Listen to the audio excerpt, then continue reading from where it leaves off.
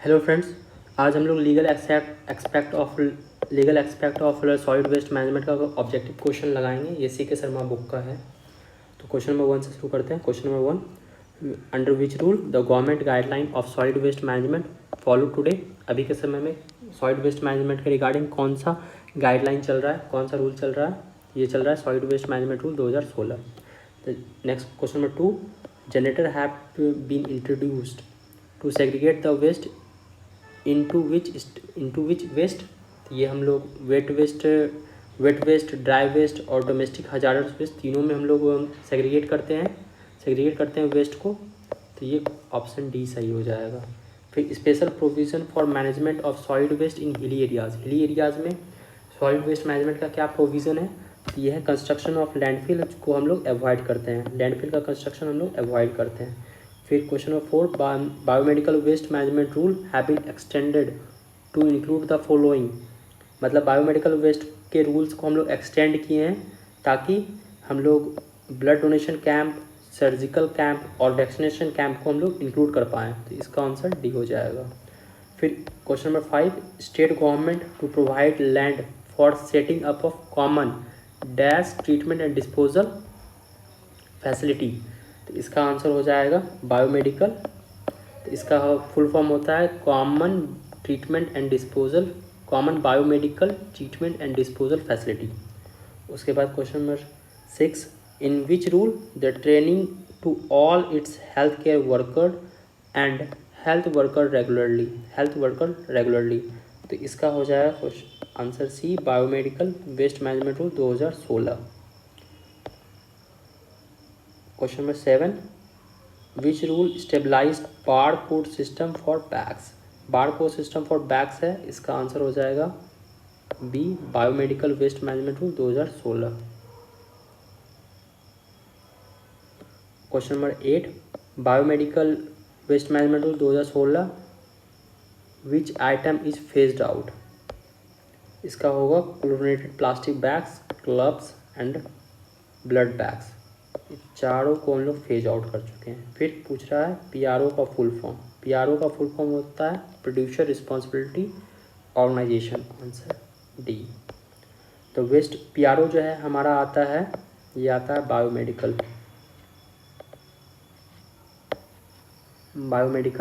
में आता है पीआरओ। फिर E waste management rule is brought to. E waste management rule जो है उसमें हम लोग ब्राउट करते हैं, उसमें हम लोग मिलाते हैं एंड उसमें हम लोग इंक्लूड होता है ई वेस्ट में, ये होता है compact fluorescent and other mercury containing lamps. तो आंसर हो जाएगा इसका सी। फिर ई पी आर का फुल फॉर्म होता है एक्सटेंडेड प्रोड्यूसर रिस्पॉन्सिबिलिटी, ये आता है हमारा ई वेस्ट में। उसके बाद फिर पूछ रहा है phase wise collection target of E waste. E waste का phase wise collection target for government क्या टारगेट अपना अचीव करने के लिए रखा है? तो ये हो जाएगा 30% for first 2 year, 40% for third and fourth year और 50% for fifth and sixth year. तो इसका आंसर हो जाएगा डी। ये स्टार्ट हुआ था 2017 से 19 तक 2 साल के लिए ये था 30%। 19 से लेके 21 तक ये था 40% और 21 से लेके 23 तक ये था 50% और 23 से ज़्यादा आगे बढ़ेंगे तो ये 60% हो जाएगा। How much generated construction demolition waste annually. एक साल में कितना कंस्ट्रक्शन डेमोलिशन वेस्ट जो है वो जनरेट हो जाता है? ये 530 मेट्रिक टन। उस बाद construction and demolition waste rule जो है वो कब आया था, कौन सा तारीख को? ये आया था 29 मार्च 2016 को आया था। फिर construction and demolition waste management rule, who is the large generator कौन होता है कंस्ट्रक्शन एंड C&D वेस्ट में? तो ये होता है option A, more than 20 tons a day, या नहीं तो 300 टन्स पर मंथ। फिर question number 16, large generator shall segregate the waste in how many stream.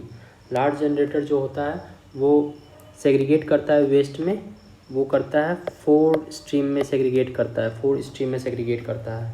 फिर question number 17, large generator shall pay the relevant charge.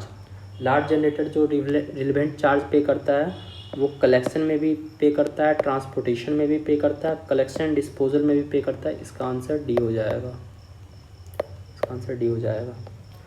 How many cities processing and disposal facility within 2 years from the date of final notification of this rule. मतलब इन सारे rules जो हैं वो कितना population होगा city का जो कि 2 साल में हम लोग ये कॉमन ये प्रोसेसिंग एंड डिस्पोजल फैसिलिटी का हम लोग डिज़ाइन करते हैं, हम लोग बनाते हैं।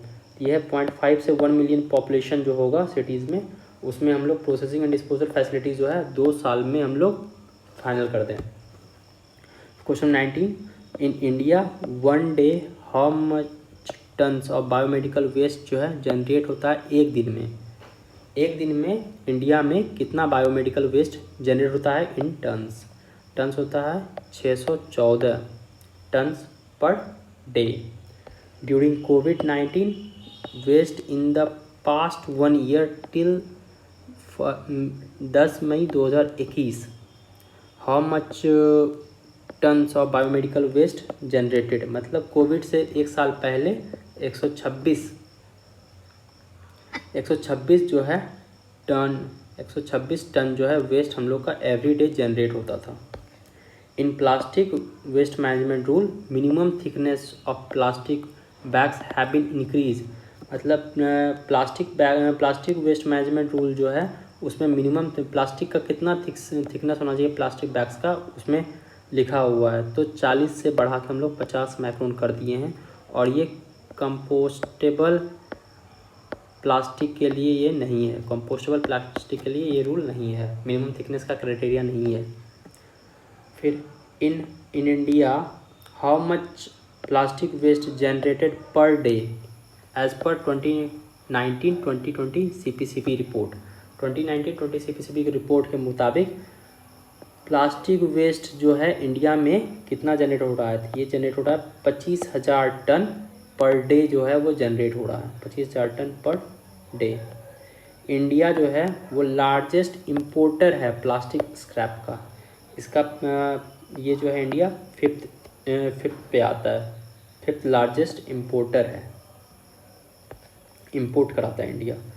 विच country is the largest exporter of plastic waste. कौन सा कंट्री जो है वो प्लास्टिक वेस्ट को एक्सपोर्ट करता है, मतलब बाहर भेजता है। ये है जापान। जापान जो है बाहर भेजता है। In 2019 study founded that dash plastic waste product in India recycled. मतलब इंडिया में 2019 के स्टडी के मुताबिक प्लास्टिक वेस्ट का कितना प्रतिशत जो है, कितना परसेंट जो है वो रिसाइकल हो जा रहा है। तो वो 60% जो है वो रिसाइकल हो जा रहा है। तो फ्रेंड्स आज के लिए हम लोग अभी के लिए इतना ही रखते हैं। ये देख लीजिए आप लोग, ये इतना ही रखते हैं। अगले वीडियो में हम लोग दूसरे चैप्टर्स को इंक्लूड करेंगे। तो थैंक यू।